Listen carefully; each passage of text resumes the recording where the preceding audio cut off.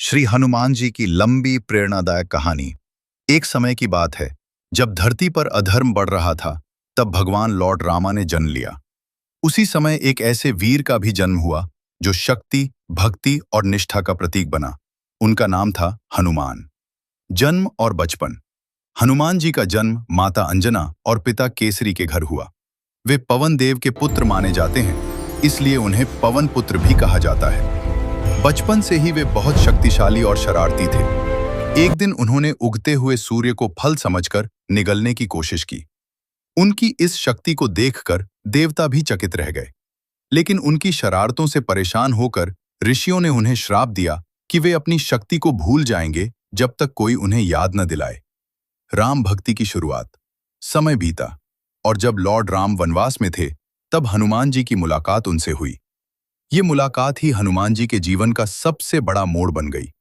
हनुमान जी ने राम जी को अपना भगवान मान लिया और पूरी निष्ठा से उनकी सेवा में लग गए।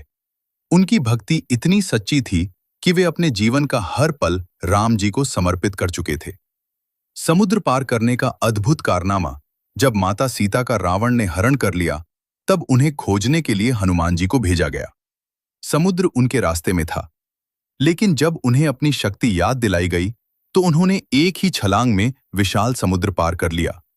ये दिखाता है कि इंसान के अंदर भी बहुत शक्ति होती है, बस उसे पहचानने की जरूरत होती है। लंका दहन। लंका पहुंचकर हनुमान जी ने माता सीता को खोज लिया और राम जी का संदेश दिया।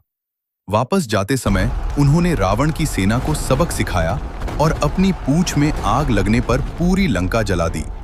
लेकिन उन्होंने कभी अहंकार नहीं किया, क्योंकि उनके लिए सबसे महत्वपूर्ण था राम भक्ति। युद्ध में वीरता। राम और रावण के युद्ध में हनुमान जी ने अहम भूमिका निभाई। जब लक्ष्मण घायल हो गए, तब हनुमान जी संजीवनी बूटी लाने के लिए पूरा पहाड़ ही उठा लाए। उनकी ताकत सिर्फ शरीर की नहीं थी, बल्कि उनके विश्वास और भक्ति की भी थी। हनुमान जी से सीख।